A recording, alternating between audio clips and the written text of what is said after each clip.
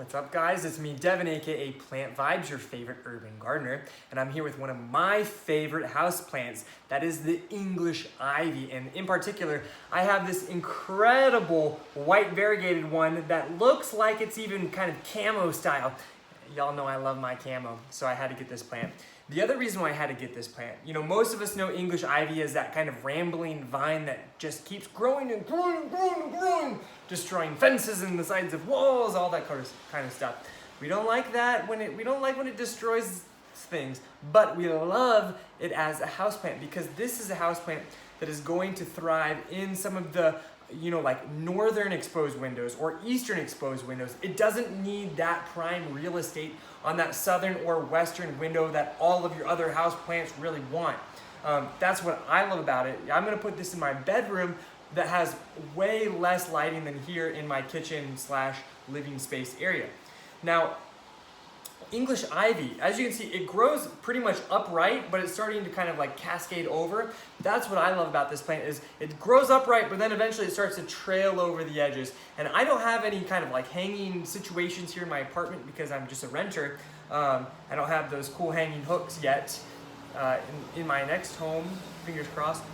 But anyways, the container that I chose for it, I chose this beautiful terracotta that you can tell it's more upright than it is wide. And what that's gonna allow it to do, I'm gonna plant it in here and it's gonna kind of grow up and then it's gonna cascade over the edges.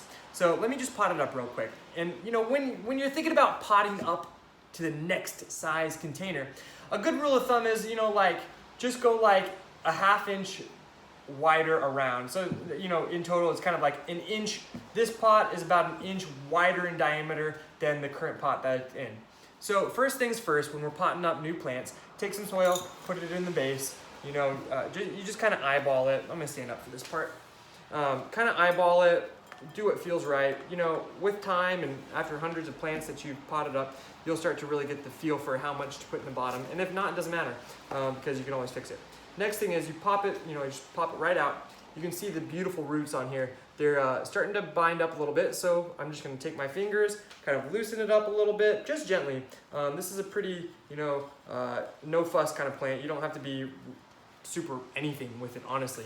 And that's actually another good thing is, as a house plant in, the not sunniest part of the house, it also doesn't require a whole heck of a lot of water. It's relatively drought tolerant.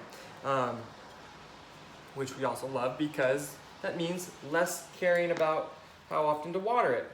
So now that I have it potted up just like this, I'm gonna give it a nice drink of water. Whenever you plant something up new, always give it water.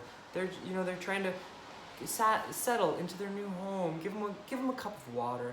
Let them feel at ease. That's what they want. That when you're at someone's house, the first thing they do is offer you a glass of water. That's what you should do with your plants when you pot them up into a new pot. Offer them a glass of water. So I'm gonna offer mine a glass of water, long story short, and put it in my bedroom and enjoy its luxurious camo life. Anyway, I'm Devin, your favorite urban gardener, also known as Plant Vibes, and I will see you later.